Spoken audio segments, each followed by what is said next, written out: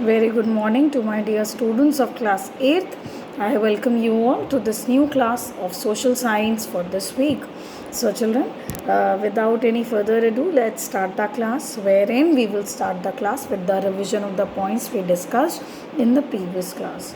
So in the previous class, we started with the new chapter of civics, chapter number 1, the Indian Constitution, wherein we discussed what is actually the Constitution. Then we got to know the Constitution of India is the longest written constitution. Then what is constitution? It is a set of rules by which a country or a government rules the country. So we know that the father of our Indian constitution is Dr. Bhim Rao Ambedkar. So children, let us start. Why does the country needs a constitution?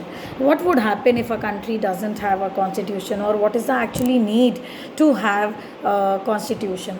So number one, a constitution lays out certain rules and ideals from the basis of the kind of the country that we aspire to live in.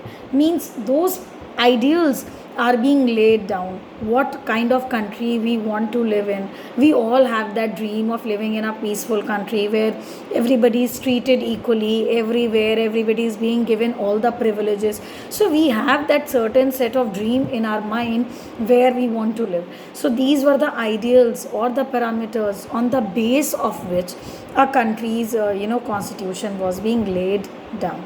Then point number 2, why a country needs the constitution. Point number 2 says it tells us about the fundamental nature of our society. Children, when a constitution is laid, the constitution of a country always tells us the basic nature, the fundamental, the basic nature of the society of that country. So constitution is in a different way reflecting the fundamentals of the society. Therefore, to have that reflection, we need to have that constitution. Point number 3, children, if you need, you may note it down. It helps to serve as a set of rules and principles that all the persons of a country can agree upon as the basis of the way is which they want the country to be governed. Till then, the constitution sets different rules for all the people living in a country, so that we all are abiding by those laws, by those rules. Point number 4, this includes the type of government and also an agreement on certain ideals that they all believe the country should uphold. Now, constitution only tells us that our country is a democratic country. So, constitution is holding that ideal of democracy, ideal of secularism, that we all the citizens of the country are abiding by it. We all the citizens of the country are following that. We are upholding that laws, that those ideals, children. Then, point number 5.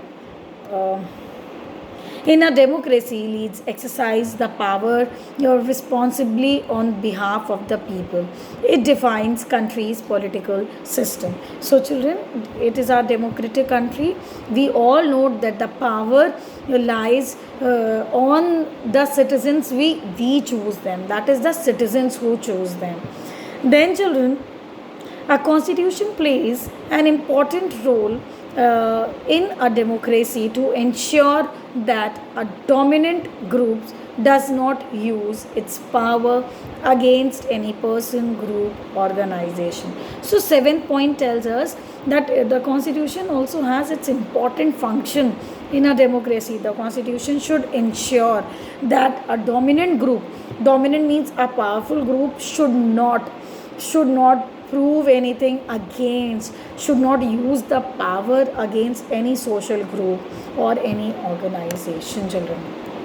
Then 8th point, constitution prevents tyranny or domination of the majority.